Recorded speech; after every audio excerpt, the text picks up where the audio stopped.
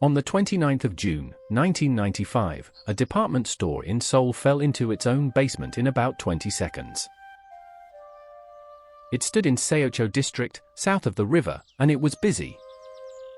The store opened in 1990 and drew about 40,000 people on a normal day. It had been designed as an office block. Partway through, the owner had it changed into a department store. Department stores want open floors, so columns were taken out and the ones left were spaced 11 meters apart.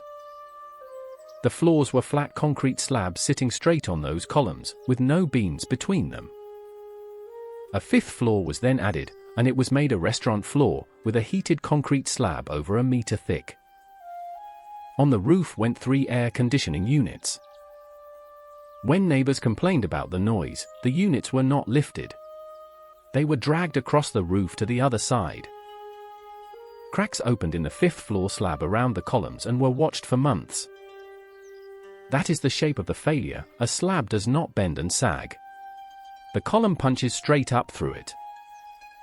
On the morning of the collapse, the cracks were wide enough to see into, and the top floor was closed. Managers met that afternoon and decided against evacuating, because closing would cost the day's takings. At just before 6 in the evening, the roof gave way and the south wing went down into the basement. More than 1,500 people were inside it.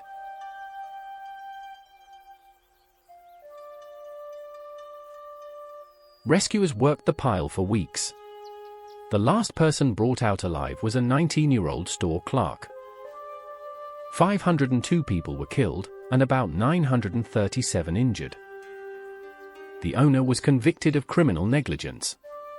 His sentence was reduced on appeal. The families and the city then argued over what a life was worth. The final settlement covered more than 3,000 claims and came to about $300 million. Nothing about the collapse was sudden except the collapse.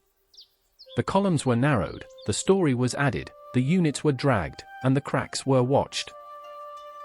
A marble memorial 12 meters high now stands for the people who were killed. The building told them it was failing for months, and the only thing that got evacuated in time was the management. What does a warning have to look like before closing for the day is worth it?